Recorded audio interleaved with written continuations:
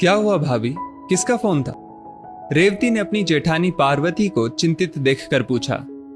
कुछ नहीं रेवती, वो गांव से फोन था। मैंने तुम्हें एक बार बताया था ना, ससुर जी की मुंह बोली बहन के बारे में। वो कुछ दिनों के लिए यहाँ आ रही हैं।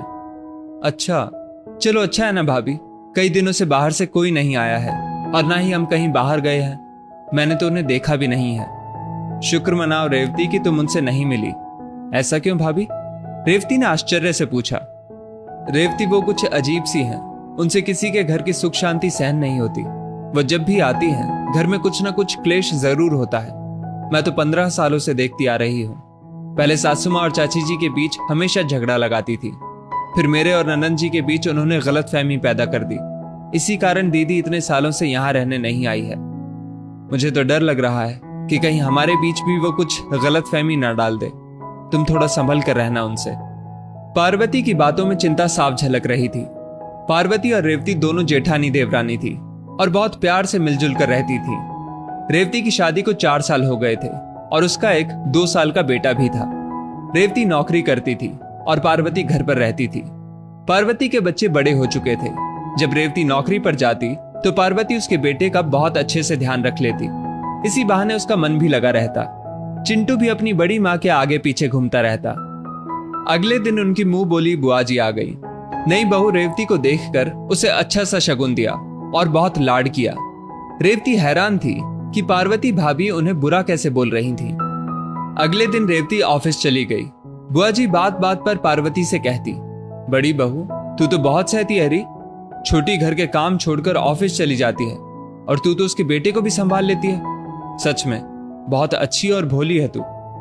पार्वती उनके व्यवहार से परिचित थी, इसलिए उस पर उनकी मीठी मीठी बातों का कोई खास असर नहीं होता था। उधर शाम को रेवती ऑफिस से आई और रात के खाने की तैयारी करने लगी। बुआ जी धीरे धीरे रेवती के पास पहुंच गई।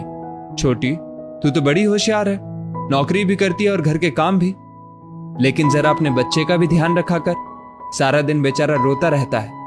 माँ जैसा ध्यान भला और कोई थोड़े ही रख सकता है। बुआ जी की बात सुनकर रेवती ने हैरानी से पूछा, क्या हुआ बुआ जी, चिंटू रो रहा था क्या? हाँ छोटी, मुझे तो बड़ी दया आ रही थी। पार्वती तो उसे डांट भी देती है। रेवती चुप रह गई। दूसरे दिन रेवती ऑफिस नहीं गई और ना ही चिंटू को पार्वती के पास छोड़ा। पार्वती रेवती से बात करने की कोशिश करती तो वो मुंह फेर लेती। पार्वती समझ रही थी कि ये सब शायद बुआ जी की गलत सीख का ही नतीजा है, लेकिन क्या कहती। रेवती बुआ जी से बोली, बुआ जी अच्छा किया जो आपने मेरी आंखें खोल दी। अब मैं भाभी पर आंख मूंद कर भरोसा नहीं करूंगी और अगले महीने से मैं भैया भाभी से अलग हो जाऊंगी। उधर बुआ जी अपनी चाल पर बहुत खुश थी। 2 दिनों तक ऐसा ही चलता रहा। पार्वती का मन बहुत भारी हो रहा था। बुआ जी को अब वापस जाना था। वो पार्वती से बोली, बड़ी बहू मुझे तो बहुत बुरा लग रहा है। तू तो छोटी को इतने प्यार से रखती है, लेकिन उसे तेरी जरा भी कदर नहीं। खैर, आजकल कौन देवरानी जेठानी रिश्ता बनाकर रखती है। तू अपना ख्याल रखना। बुआ जी विदा हो गई। पार्वती अनमनी सी अपने कमरे में जाने लगी तो रेवती ने पीछे से टोका, भाभी आइए चाय पीते हैं। पार्वती ने आश्चर्य से देखा तो रेवती बोली, अरे भाभी ऐसे क्या देख रही हैं? बुआ जी अब चली गई हैं। भाभी मुझे माफ कर दीजिए, मैंने आपके साथ बुरा बर्ताव किया, लेकिन यदि मैं ऐसा नहीं करती तो शायद बुआ जी यहीं नहीं रुकती, वो और फूट डालने की कोशिश जरूर करती। पार्वती बोली, लेकिन तुम ऑफिस क्यों नहीं गई? वो तो 2 दिनों की छुट्टी थी, इसलिए मैंने ये नाटक किया। भाभी ये झगड़ा हमारे बीच मनमुटाव नहीं, बल्कि हमारे रिश्ते पर लगा काला टीका था, जो हमें बुआ जी की बुरी नजर से बचाने के लिए था। रेवती ने झुककर पार्वती के पैर छू लिए।